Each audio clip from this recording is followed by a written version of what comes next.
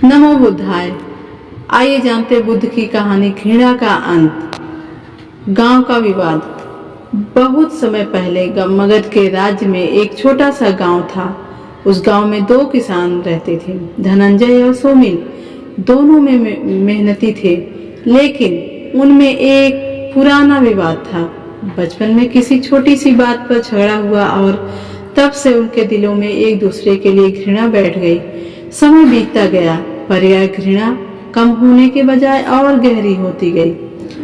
अगर गांव में कोई उत्सव होता तो वे अलग अलग कोनों में खड़े रहते। अगर खेतों में पानी बांटना होता तो वे एक दूसरे से पहले पानी लेने की कोशिश करते, भले ही किसी की फसल को नुकसान हो जाए। गांव वाले कई बार उन्हें समझाने की कोशिश करते थे, पर नहीं मानते थे। दोनों कहते, मैं उसे कभी माफ नहीं कर सकता। एक दिन खबर फैली कि भगवान बुद्ध अपने शिष्यों के साथ इस नगर आ रहे हैं। गांव के लोग बहुत उत्साहित थे, क्योंकि उन्हें पता था कि बुद्ध के शब्द मन को शांति देते हैं। गांव के बुजुर्गों ने धनंजय और सोमिल से कहा, तुम दोनों बुद्ध के पास जाओ, वह तुम्हारे दिल की कड़वाहट मिटा देंगे। पहले तो दोनों ने मना कर दिया, लेकिन बाद में गांव वालों के जोर देने पर बुद्ध से मिलने तैयार हो गए, हालांकि एक दूसरे से दूर बैठकर। जब बुद्ध गांव पहुंचे तो लोग उनके चरणों में बैठ गए। धनंजय और सोमिल भी आए, लेकिन दोनों अलग अलग किनारे पर बैठ गए। बुद्ध ने दोनों की ओर देखकर पूछा, तुम दोनों इतनी दूर दूर क्यों बैठे हो? धनंजय ने कहा, भगवान, मैं उससे नफरत करता हूँ, इसके साथ बैठना भी मुझे अच्छा नहीं लगता। सोमिल ने कहा, और मैं भी इसे सहन नहीं कर सकता। इसकी शक्ल देखते ही मुझे घृणा आती है, गुस्सा आता है। बुद्ध ने मुस्कुराया, यदि तुम दोनों नदी पार करना चाहो तो क्या नाव में अलग अलग बैठकर पार कर सकते हो? दोनों ने कहा। बुद्ध बोले, जीवन भी ऐसी ही एक नाव है। अगर तुम इसमें घृणा लेकर चलोगे तो यह नाव डगमगा जाएगी और तुम मंजिल तक नहीं पहुंच पाओगे। इसके बाद बुद्ध ने अपने शिष्य आनंद से कहा, 2 बोरे लाओ। आनंद 2 खाली बोरे लेकर आए।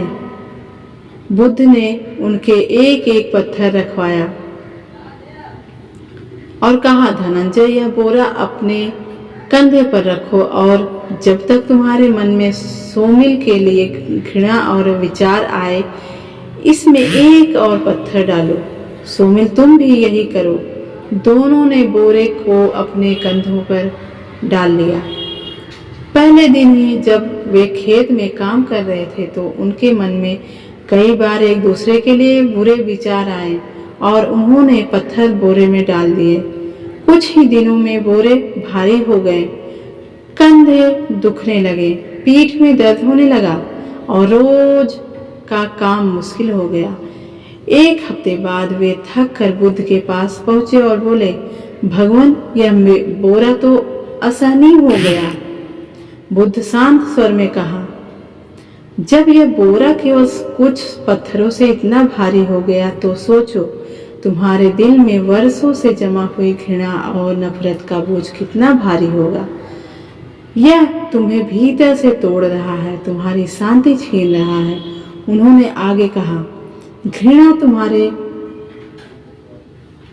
एक दूसरे को जलाने से पहले खुद के दिल को जलाती है। अगर तुम सच में हल्का महसूस करना चाहो तो पत्थर फेंक दो और घृणा भी फेंक दो। धनंजय और सोमिल एक दूसरे को देखने लगे। उनकी आंखों में पहली बार इतनी नरमी आई। वे समझ गए थे, घृणा में जीना अपने ही दिल में आग लगाने जैसा है। दोनों ने बोरे के पत्थर नदी में फेंक दिए।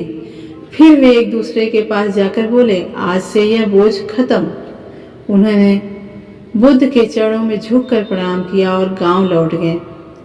गांव वाले चकित थे कि इतने वर्षों में झगड़े के बाद वे दोनों साथ बैठकर बातें कर रहे थे।